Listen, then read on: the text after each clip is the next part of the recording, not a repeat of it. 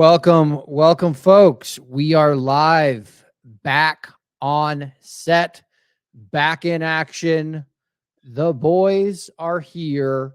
Co-host Gideon Williams with my compadre, amigo, friend from another mother, Lucas Welk. And we are so excited to be back. There is so much that has happened in the automotive. There is so much that has happened around our industry. There also is the big debate. Two heavyweights. I guess you can call them heavyweights. I don't know. I'm not an Yes, expert. I'm simply right. an observer. I mean, was there haymakers? Joe Biden has a 6 handicap. Wow. That a That's boy. incredible. Yep. Get Good some. on him. Trump, two men's club championships, Mm, and they're not senior. Wow. right. I didn't Yep. realize that we had two incredible athletes going at it. Just, I mean, head to head, two big Rams going at it Exactly. in the big time. Wow. How We're are going to you get to getting? that. Oh, I'm doing great. Just I am absolutely doing good. great, Lucas. How are you? Amazing. Amazing. You'll see my little backdrop here. Now, I have no idea what's going to happen, who's going to walk behind me. I'm at little resort up in the hills of Busai. So I apologize. Whatever happens behind me, man. You got to tell It's the out of my chick. control, okay? Yeah, It's you out of got to my tell the control. chicks to get out of your backdrop, I man. told the ladies, are to the side at the moment. Yeah. They're all hiding at the moment. Yeah. Auto Trends leadership's gonna fire you if something happens, man. Exactly, and thank God my wife doesn't watch this show, so she has no idea. You've Yeah, blacklisted. You've blacklisted it I blocked like her. at your Yeah. house. I Yeah, mean, you I don't do blocked that it. shit anymore. Yeah, we don't do that anymore. Yeah, yeah, You we quit just, you that. just, yeah, you straight just block it. And she's like, Yeah, "Honey, why don't we have like 40 channels?" And he's like, "I just yeah, blocked them all. yeah, Read yeah, a book." exactly. Oh, that is so good, man. That is awesome. We are so fired up to be back. Lucas, any word for the Auto Trends followers, man?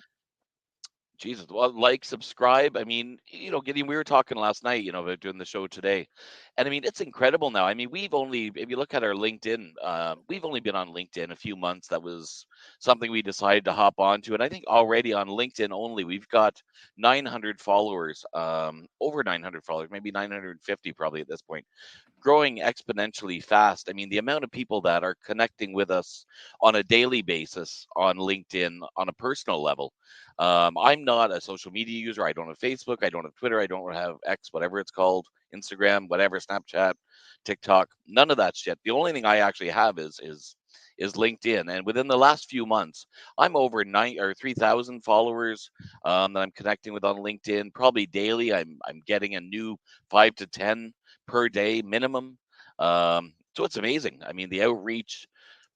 So keep listening, guys. Make sure you like, subscribe, connect with us, because that's what it's all about. It's only getting better.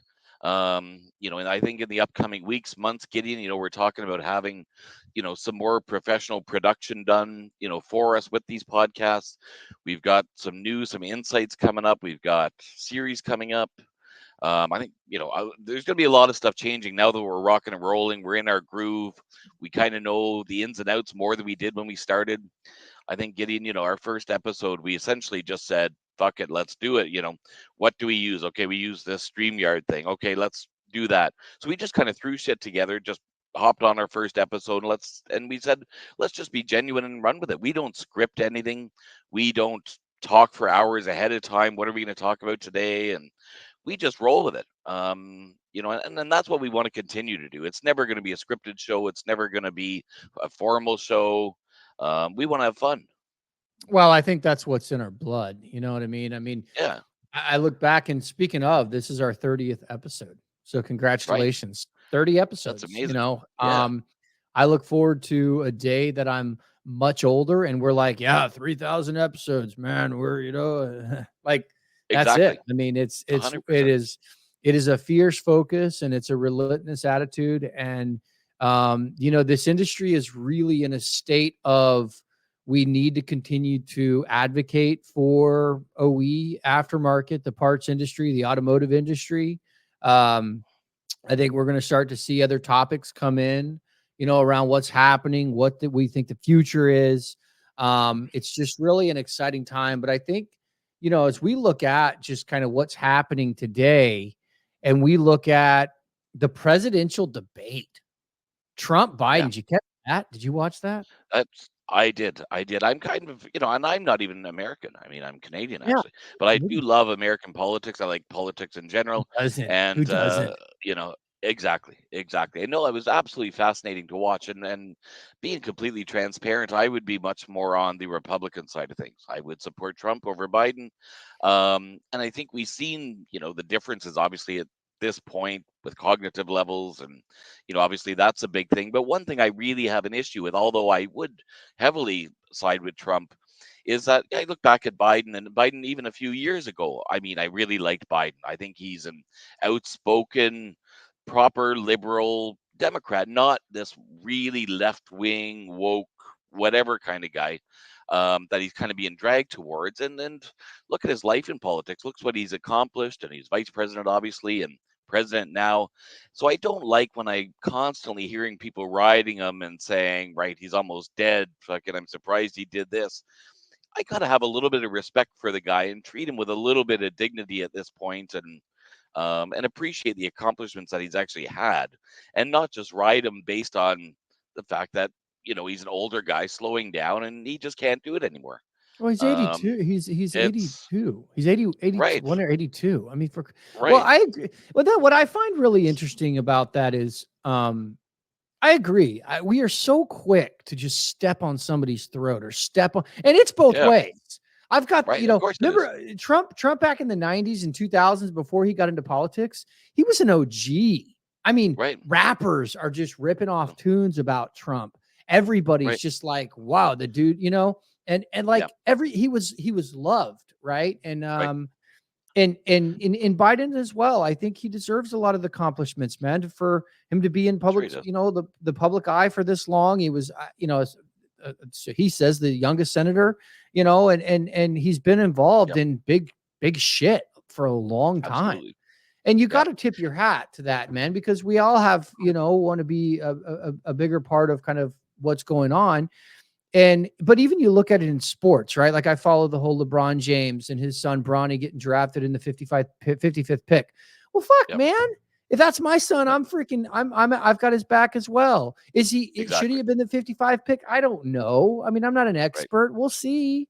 But like, Yeah. and here's the thing: is I used to really love LeBron, and I said, God, man, just enough with your politics, man. I don't need you shoving that down my throat. I don't need you shoving. But it's the same type of model. But I'm really Yep. happy for him and his accomplishments. He's an incredible athlete. Yeah. And I think Yep. when you Exactly. look at the presidential debate, like like and I kind of come from, I've always tried to be very, I just want to see it for what it is, right? Yeah. Like somebody could be down my throat, about this. I mean, I voted for Obama his first term. I did not vote for him his second term, right? His first Yep. term because I thought McCain was garbage. I just was like, this dude's not the man. And Right. although I would say in this particular scenario, everything has gone so wonky and wokey and this and that. I mean, listen, Yep. if you can't honestly tell me your scientific gender, then I don't, and we have to debate about that. It's fine Right. if you feel that way. I don't give a shit. Right. But like, Yep. let's just be honest. And Right. and and I'm not saying that either candidate is really getting a pass here because I think both of them have these issues, but there's Biden's losing a step. He's getting old, Yep. and you could spin it however you want to spin it, You can. and I think, I don't know if you watched, I kept flipping back and forth after the debate on CNN and Fox. Yeah, What's I so did as well. funny is you get two different stories. Yeah. Like Yeah. it's 100%. literally two different stories. I'm like, what the Yeah. Yeah. fuck? Yeah. Yeah. I mean, You know? anybody. I was doing the exact same thing. I was flicking around, see what everybody's saying afterwards, and I mean, I was quite happy to see that everybody was ripping for the most part on Biden because Yeah. that his debate performance really, that's not defensible. I mean, that's It's not. indefensible. You just got to say, I mean, even if you're a supporter of him, you just got to say, look, that was very, very poor. That debate performance wasn't great, and you can blame it on whatever you like. And I mean, in fairness to him, in that sort of a format, that's an hour and a half of standing in a room. Again, there's no audience, no nothing. He's 80-year-old man standing there for 1 hour and a half, getting grilled. You know, Yeah. by a bunch of guys getting ripped on, having to come up with numbers that, are across the map on every single sort of world issue, having to come up with them on the top of your head. That's not easy. I don't care if you're a 35-year-old, man having to do that. That's not easy.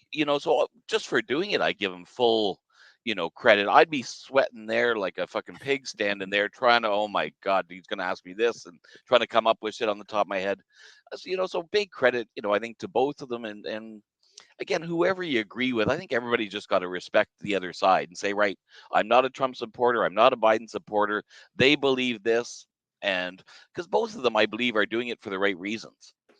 They're both there. I believe that they both really love the country. I think they're trying to do the right thing for their own belief patterns, but people spin it and turn it and turning on one another and division and turning everything into a race issue, into a gender issue. And it's like, God. who cares? Why do we make everything an issue about gender or race? Or I don't get it. I don't get Well, it. Or that's the thing. It's like everything's not. Let's stop with that. I mean, listen, are there racists? Yes. Are there gender yeah, of issues? course, Yes, there of is. course. Like, Yep. but is there also interracial racism, right? Racist Right. against white people, black people, racist against black people, Of course Mexicans there and is. racist against Mexicans. Yeah. You've Right. got, I mean, yeah, yeah, Yep. the white trash versus maybe affluent. Like, come on, man. Like it's Yep. all relative. And I just I found it so funny that next thing you know, and this is I think this is part of Trump's just he'll strike, right? He's a guy that wants to strike at all times, Yep. right? And that Yep. makes him dangerous. And I think when Yes. you look at Biden's style is more of to set back and kind of Right. do some hand waving and say the right. Remember what he was doing some speech? He pulled out his phone and played Desperado or that Mexican song That's probably to it. his Right. Yeah. Yeah. Spanish in like Miami. Like that's Right. Yeah. Yeah. Right. peddling. That's Right. peddling, Right. man. That's Yep. Yep. hand waving at its best. And I don't have Exactly. respect for that either. Just Right. who are No, you? of What was course. it? Hillary Exactly. Clinton. So She changed her whole accent when she was like in South Alabama yeah, talking yeah, to I a black. seen that. Like Yeah, as well. that's Yeah. also Yeah. hand waving and bullshit, Exactly. right? But Exactly. what I found hilarious because I really enjoy playing golf is how in a massive debate, and guys, we're going to talk about automotive, I guarantee it, but we have to touch on it. Is how did somehow Trump pull out Biden defending his golf game and he's a 6? Right. Exactly. Like, Right. how do you Exactly. do Yeah. Yeah. that? Yeah. That's Exactly. brilliant. Exactly. Exactly, That's exactly. that's No, brilliant. and that's the thing with Trump, right? I mean, he's a master debater, a master negotiator. I mean, and then nobody can really dispute that. And I thought, You he does can't. make a very strong point, I think, where he talked about, the wars and stuff like that, and they may or may not have happened, whether or not he was in office.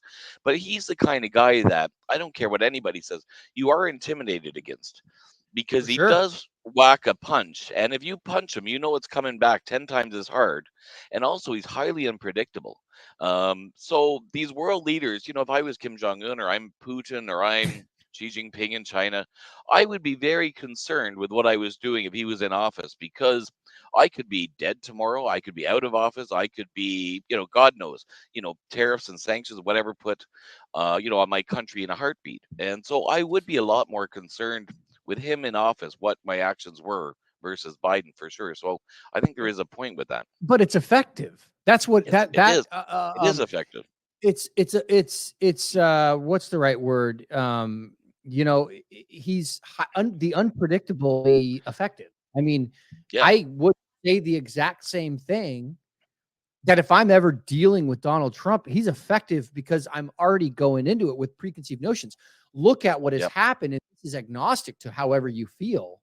But Yep. the Trump what is it, derangement syndrome they're calling it, Right.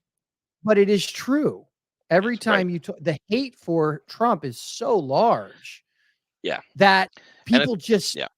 everything goes to that. And it takes Yeah. your eye off the ball, right? Like now, what I found funny was after the show, I was watching CNN and they were ripping Biden. Like, oh man, I mean, you would have thought you Yeah. stuck a sword in the Republican or the Democratic Party.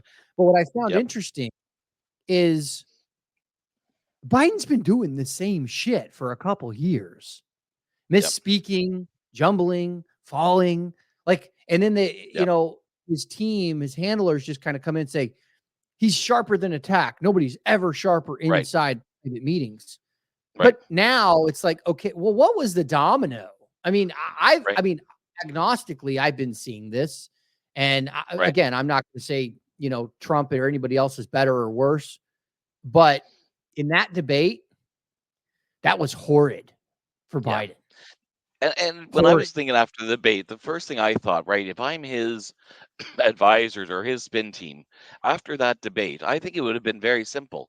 All I Back would up have said shop. was, look, okay, you know what? If I'm Biden, even the next day, I would have released a statement. I would have, whatever, come on Get TV, yourself. done some interviews, and just said, look, I am an 80-year-old man. I am not the fiery, I am not a debate expert. I am not the fiery guy I might have been 10 to 20 years ago. That's right. That's not my scene anymore. I don't have that level of energy. I am slowing down in that regard. Now, however, cognitively to make decisions, I can do that in our meetings. I can meet with world leaders, but I'm not the guy anymore to get on a stage and jump around. I'm 80 years old, but mentally I am absolutely fine. But in that setting, that's not my thing. That's simply just not my thing. And that's fine. Nobody cares, if you can't debate. You're not a president to debate on a stage, and make a big show of it like Trump is. That's Trump's thing. That's his element. He's going to run circles around you in that environment. But I would have, if I was him, I would have just come out and acknowledged it and admitted to it, but came across as very smart, sharp, and just did 5-6 interviews on the major networks the next day and just ran with that. And then people can judge, okay, you want a fiery president that can go on stage and hit, throw fucking whammers on everybody and fucking knock them down. Great, then that's who you need to elect. That's not who I am. But if you want somebody who's smart, who's been in politics for 50 some years, met with all the world leaders, look at what I've done, that's me. um but that's the angle anyway, I would take. I think that absolutely, like, I'm actually kind of blown away by that, Lucas. I think that is Right. so dead on, It's- right? right. Is come out and just admit, hey, Well, that wasn't great, but I'm 80 years old. Look, and everyone knows yeah. that's game, right? I mean, the Right. guy's wanting, he's, and I always thought that you're always looking for one hairline crack and then you exploit the shit out of it. I think a lot of Right.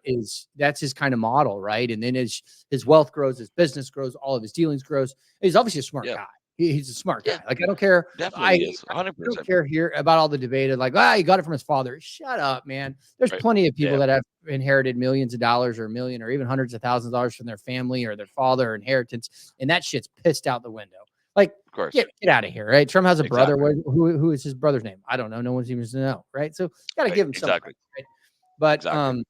I think you're so right. I think you come out, you take a little bit more of approach that's, not so hardcore, and you just take an approach that's like, look, I mean, but he still make the decisions. Yeah, I mean, he's Mm. 80, right? He's 82. Right. He's Yeah. not 60. He's not 45. No. I mean, Exactly. and I think that for sure. I think you're totally right. Instead of defending all the bullshit, just come out and make a statement and just be honest and genuine. Yeah. But I feel like that's Yeah.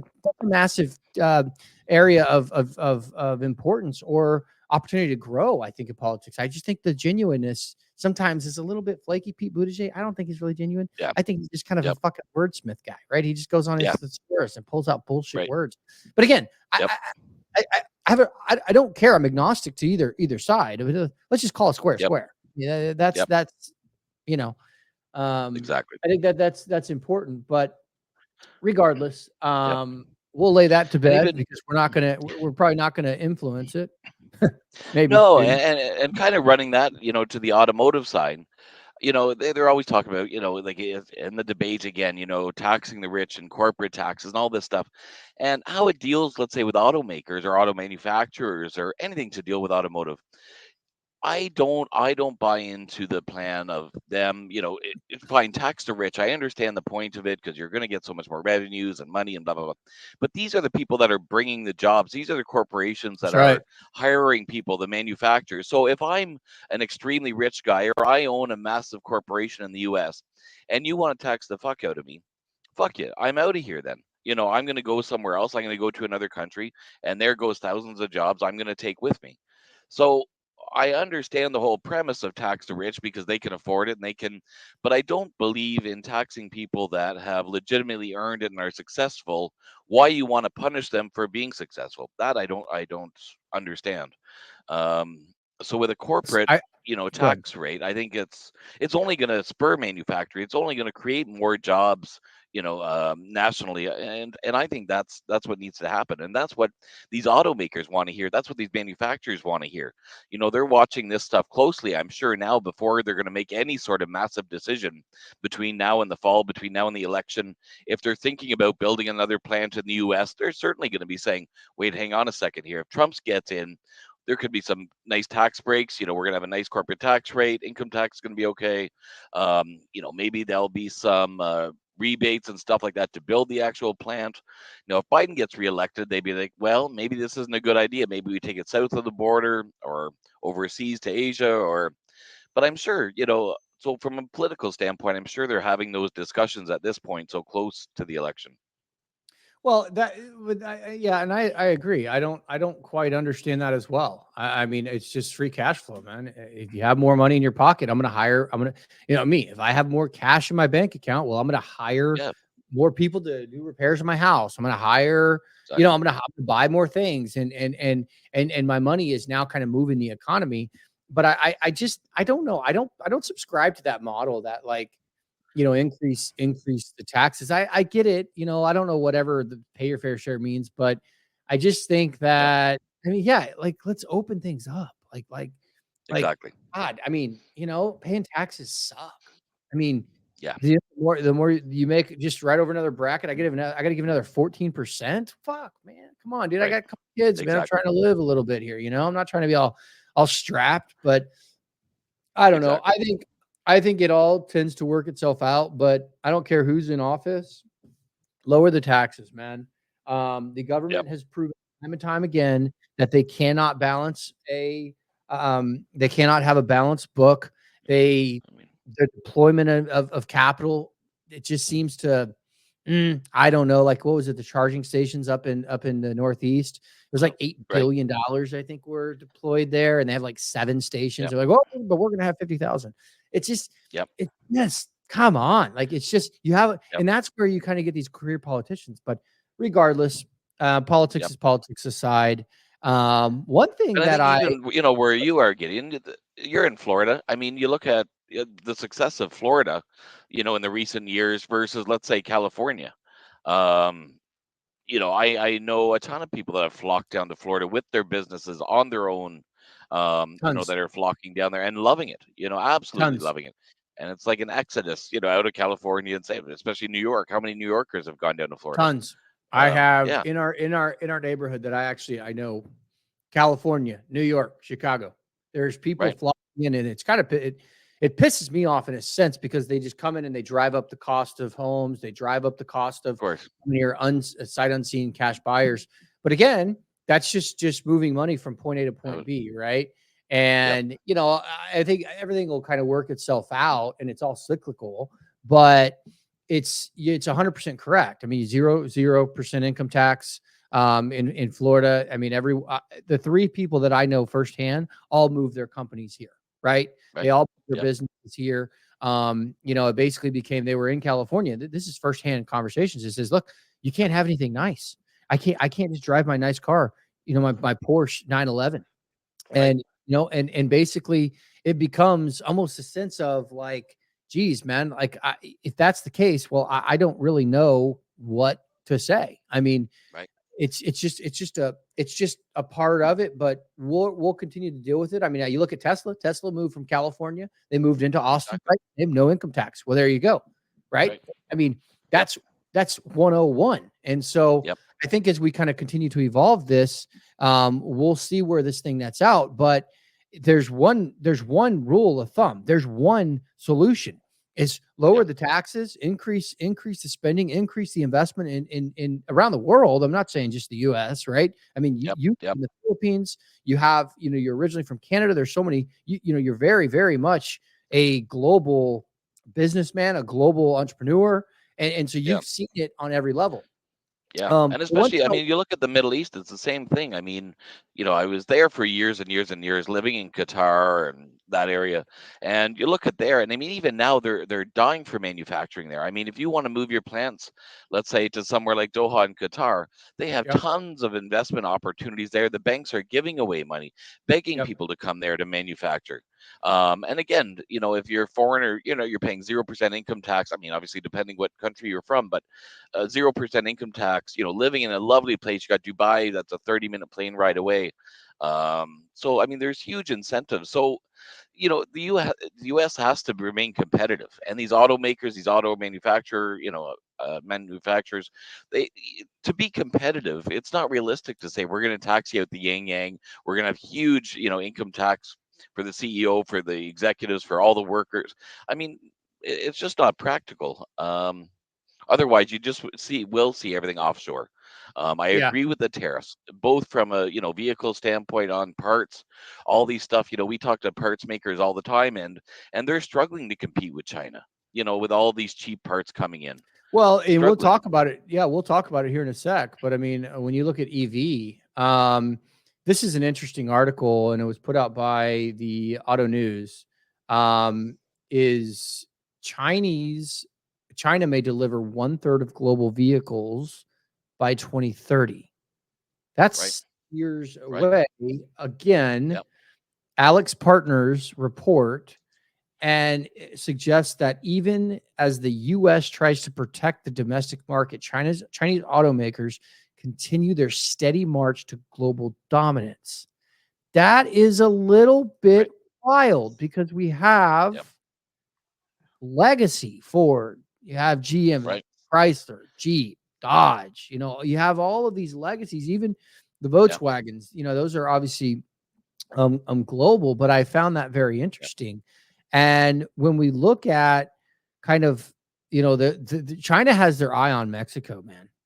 Like the Right. China Yeah, sure they do. automakers and EV, they You're have right. they have their eye on Mexico, and Yep, because they know that if they can grab Mexico, that's their gateway in because they can yep, establish infrastructure, they can yep, establish basically kind of like a port, they can yep, establish a path to the US, and even with high tariffs, they can drive down their cost if everything is either being made and delivered in Mexico, one short hmm ride into South Texas, and you're now in the North America market.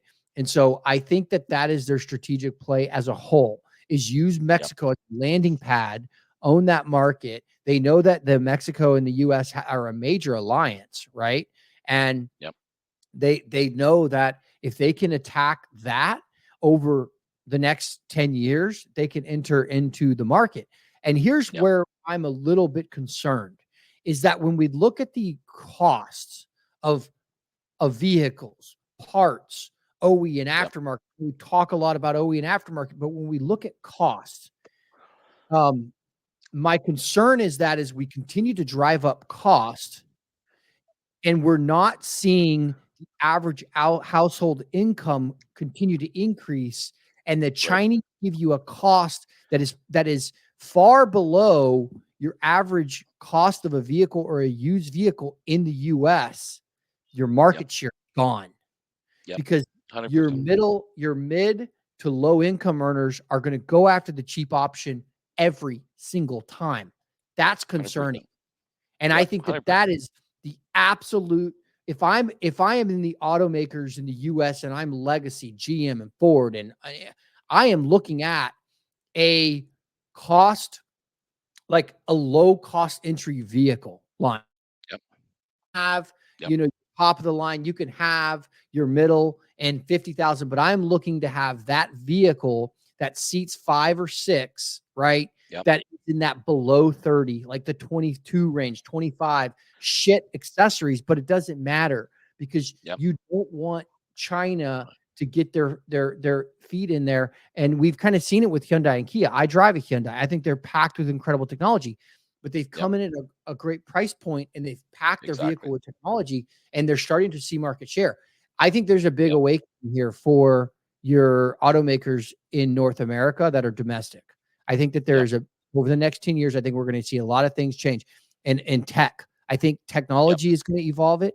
I mean, we're already seeing it in the aftermarket. We're already seeing it in distribution being connected. We're already seeing Yep. it in how people are looking at their market. That is the Yep. number one discussion point in every executive leadership in the automotive industry, from a parts perspective, is what does the future look like? And should we be diversifying our sales channels from traditional to potentially a mix of Right. traditional and additional kind of little bit forward? We want to look ahead because you'll get left behind. I mean, it's a Yep. competitive environment at the end of the day. And I Yep. think it's critically important that we look at what are the automakers doing. I think the costs are very important. And so that's why I think when we look at taxation and what are we doing for our domestic companies here to ensure we can give some relief from the taxation perspective to ensure that we can keep a price point competitive, because we do not want Yep. China taking over North America, because as you No. know, they have an absolute knack for just going for the jugular and just, I mean, it's China, right? Their Yep. reputation is Exactly. the reputation because that's what they Yeah. are. That's what they do. Yep. Yeah, if I'm a manufacturer now, and I'm talking auto parts manufacturer, even if I'm an e-tailer or retailer, or let's say I'm a used car guy, I'm a garage, I would be thinking to myself, how can I be there? How can I position myself as the Amazon, in somebody's head for auto parts? How can I be Yeah. your one-stop shop, make it as easy as possible? Look, I need this part, I need it ASAP immediately. How can I do that? What platform do I need to set up to make that possible? Because that's where the buyers are now. I mean, for anybody, for these manufacturers, for the auto guys, connecting with distributors, and that's most of the conversations that we're having, you and I, on a daily basis with these guys and consulting with them and talking with them, saying, right, how can you make your platform and your digital strategy for the next, 1 year to 5 years? How do you keep up with that? And that's so important, to stay on top of that stuff. And again, we always talk about it, but stay in your lane. You're a manufacturer. You can meet with guys like myself or Gideon, Gideon especially, who's an expert in the area of those things, and meet with him, once per month, or, reach out to Gideon, because we're really staying on top of these things on a day-to-day basis and looking what the trends are and how do you stay ahead of that. And what we're seeing is most of these guys play catch up and they're years behind. Instead of staying with what the trends are, they're having to start essentially almost from scratch and then building and then trying to play catch up. Then they play catch up, and then they, release the brake and, or push the brakes rather, and then they fall behind again. And then 1 year later, we'll kind of hear from them, and then they got to play catch up again. I think you got to be at the forefront of it, which is so important now. Well, and I think that's a good point. But I think a lot of your executive teams across the board, right, from your largest manufacturers to the small mid, it's a mixed bag, right? So it's typically Yep. your executive that has 30 years in the industry that is not necessarily, and this is actually word for word, I'm not interested in pushing a wet noodle up a hill, right? And I Right. was like, Right. hey, that's a Exactly. great saying, by the way. That's awesome. And Right. but it clicked in my head.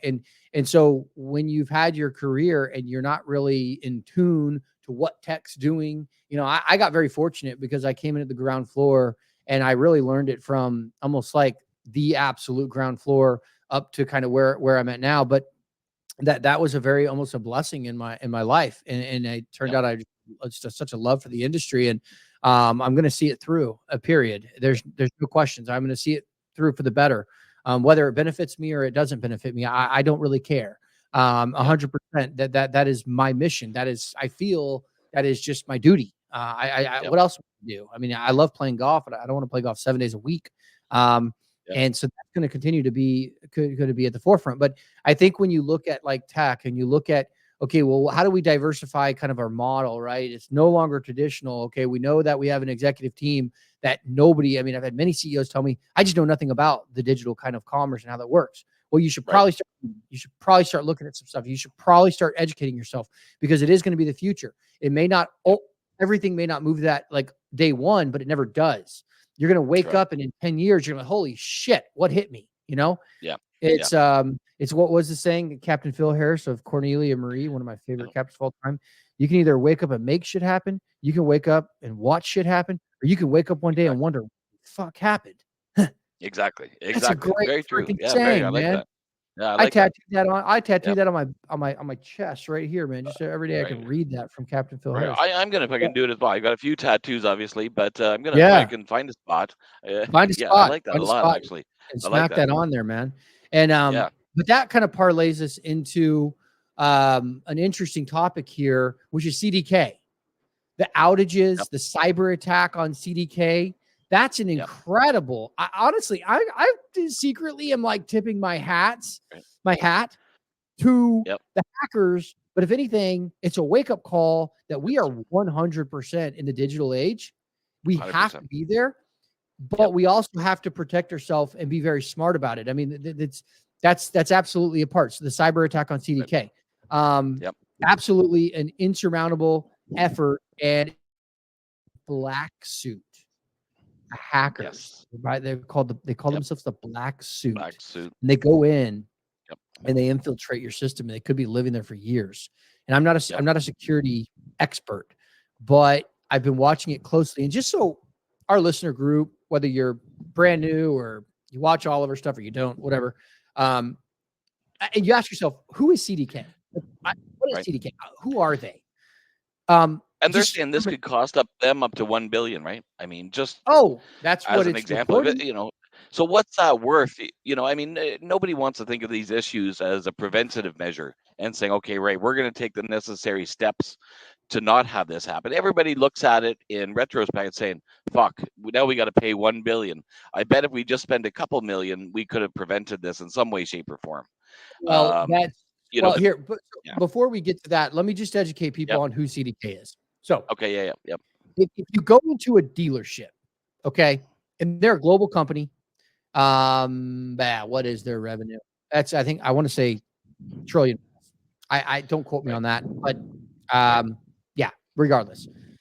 If you go into a dealership in North America and you go in there to get your car serviced, you go in there to buy a car, you go in there to do anything in the dealership, it's basically a dealer ERP or a DMS, dealer management system. So what CDK is in every deal, not every, because you have a few competitors out there that are probably like, oh guys, get ready for growth, because CDK is down.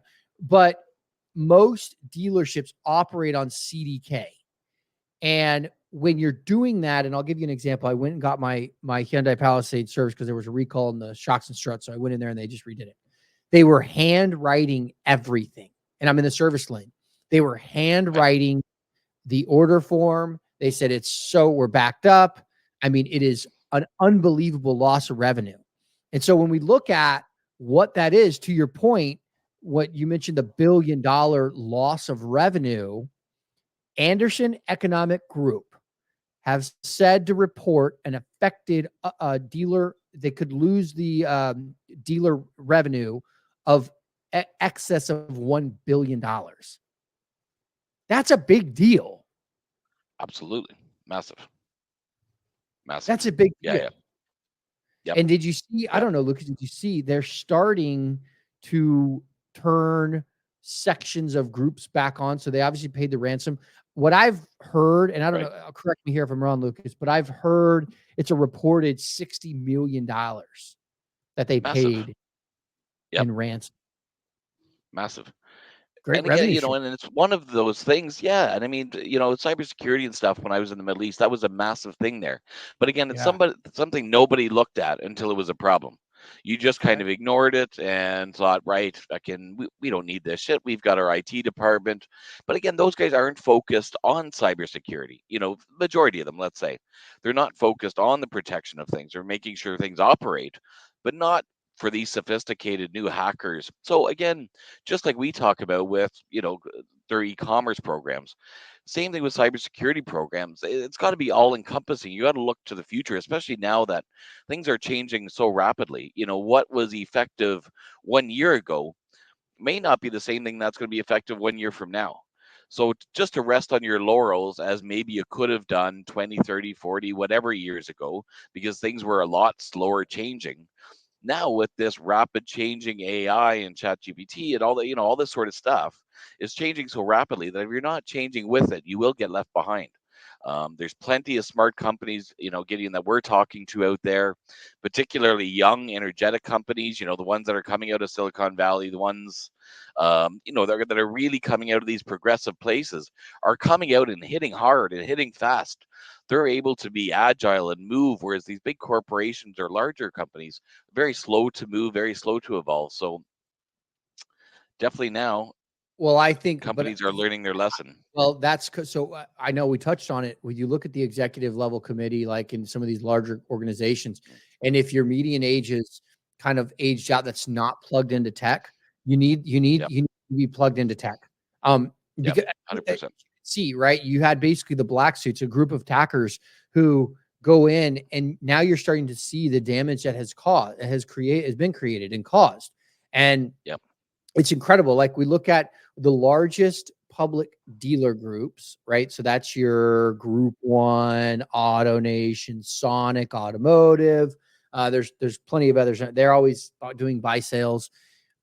Yep. They face a 10% hit on Q2 earnings due to the cyber attack on CDK. That's Right. real Right. money. That's That's real real revenue. money. 100%. You Yep. do, that's multi-billion dollars potentially in revenue. And now we're seeing $1 billion. That's a report, $1 billion impacted. Now we're seeing the domino effect, 10% hit in Q2 earnings. Okay. Yep. And so it just shows the importance of when you look at the digital world, you've got to be forward, but you've Yep. got to also bring in correct experts that understand the implications behind what you're doing. I get it. Exactly. Sounds complicated. I get it. Yep. Sounds, oh my God, I don't know if we could achieve this. But when you look, and I've talked to a lot of young manufacturers that are connected to different pieces of our industry, they are coming with a vengeance. I mean, you have new Yep. manufacturers and just that are almost like they move and they're quick and they're agile. They will gobble up market share if you don't get ahead or at least begin to strategize and plan of what the future looks like, right? Yep. Everybody's got Yep. challenges. Everybody's got goals. Everybody wants to Yep. be the future, but Yep. in an effort to not be left behind, and I don't ever like that word. I'm going to do it so I'm not left behind. No, Yep. man. I don't care what my competitors are doing. Right. I want us to have a future vision and a future focus that takes us to That's the right. next level, because that's innovation. That's Yep. leadership. That is, Yep. I don't care what the other guys are doing. I've gotten in this argument many times in my career with guys like, well, if we just know what our competitors are doing, we're going to win. Well, Right. yeah, let's understand what they're doing, but why don't we Exactly. put our head in our game and play our game? Because if we're going to sit here and play our game and we understand the makeup of what we're looking to accomplish or what outcome we're after, our levels of success and focus go up astronomically. Yep. Yep. And I think that's And across the board. yeah, and again, even my time in the Middle East, you'd see a lot of these progressive companies, having a sole department or a person like a chief innovation officer that's solely dedicated to looking to the future, to looking at what's out there, to connecting with other companies and learning what they have as far as resources. And a really good example of that, I worked very closely with Microsoft when I was in Qatar and Doha. And I was absolutely flabbergasted with the solutions that they had, that they were providing to businesses and organizations and support as far as solutioning things. I didn't know a lot about Microsoft before I started working with them. And then it was like they're basically in every organization with sales teams saying, right, we have some sort of a solution for your businesses. But organizations like them, they love to partner on things. They love to be part of a solution. in some way, shape, or form. But you've got to be like them. You've got to be constantly looking, towards the future. And even with the CEOs that have been the last few years, at Microsoft, they got into cloud, they got into all this other stuff. They're just not an operating system anymore. They didn't sit on their laurels and just said, right, we're an operating system. They looked at AI, they looked at all these different things. They did phones, they did, that didn't work. So I had one of the Windows phones actually when I was in Qatar because I was working with them and I absolutely loved the phone. But they quickly realized, fuck this isn't fucking working. So it doesn't matter, it didn't work. Let's move over here and let's get into cloud stuff. And look how that went for them. So just be constantly ready to switch and look to new ideas. And if one doesn't work, fuck it. Okay, it didn't work. On to the next. Well, Um, it's kind of like evolve. it's kind of like the tentacle effect. It's kind of like the octopus effect. I feel like it, there's always a great reward with a great risk, but in my opinion, you can never hedge that risk to where it moves your investments away from your core mission, right? So Right, I've always explained it as kind of the octopus effect, and that's not a formal business term. I don't know if anyone uses it but me. Um, right. it is you know how octopus kind of have these feelers and they can get in these, Tentacles, yeah. and then and next you're like, wait, how did that guy get through that little crack? You know what I mean? Right. Yep, It's kind of the yep, octopus effect of you have your core mission and always stay true to yourself and what our core mission is. But if you have your kind of octopus feelers that are constantly looking for nicks and crannies, and when you find something that doesn't move the ship, so to speak, as an organization, which is your core mission, you then begin to look into these little nicks and crannies. And that's what a great business development does, right? They understand the model, they correct. understand, but you're looking for these nicks and crannies. And then when you start to find kind of, I'll go back to like the gold rush, when you start to find a gold line in the dirt, well, you just keep following it, right? And Yep, as it continues to produce, you keep investing in it. And next thing you know, you've sprouted up an entire division that kind of started as a really low risk. I love all of yep, that. I'm such a fan of, exactly. listen, if we don't have to commit massive dollars to say, Yep, that's the worst thing in business. I don't care if you're Microsoft or JP Morgan or you're the biggest companies in the world. When you start to invest massive dollars into something and like, this has got to work. Lucas, I yep, don't know. Well, right. we've Exactly. fallen off. So you've got to be Yep, forward and kind of the octopus effect, looking for these nicks and crannies inside those cracks. And when you find the yep, gold line, you just kind of keep exploiting it and exploiting it. I think Apple's done a really good job. absolutely. I think Tim Cook's he's not like a super brilliant, like, oh my God, he's amazing. But boy, he's really Yep, structured and has a way of keeping the house in line while keeping innovation going. I think that's yep, incredibly important as we look ahead to the EVs and automakers and even manufacturers, what you're doing. I've always been blown away at how many times, people will have an opportunity to have a discussion with somebody who's really an innovator and they just kind of shut them down. I'm like, yep. man, what a mistake. Have Yep. lunch with And them. partnerships. I mean, that's the other Yeah, thing. I mean, now, there's everybody's looking for a partnership. If it benefits me and totally. benefits you, why not? So literally, if you don't have a lot of cash, even if you do have a lot of cash, these big organizations, they're all partnering together. Apple could get into a million different things. Microsoft could get into cars tomorrow, but they don't. They know what they're good at. They're kind of sticking in their lane and evolving. But look to partnering. Look, if you're a young company to a medium to a large size company, talk to guys like us. We put people together all the time and say, look, this is what we're really struggling with. Well, this is what these guys are really good at, but they suck at doing this. Mesh together and utilize each other. And again, not for, I'm going to pay you, you're going to pay me. Properly partner and, let your staff talk to one another, meet together, talk about areas of interest, and it costs you nothing to do those things. So Speaking of innovation, I know we're coming up on time, but speaking of innovation, Fisker, EV company, again, in my opinion, right, you're going to have few EVs that really survive. Fisker to recall over 12,000 Ocean SUVs. right, That's insane. yep, yep, That's wild, yeah, incredible. Yeah, and it's a Fisker yep, is recalling more than 12,000 Ocean vehicles to fix an issue where exterior door handles can stick and fail to open. So Granny rolls down to the market, to get like some milk, and she gets locked in her car. Right. Exactly. Great. She just Exactly. dies. Oh shit. Yeah, man.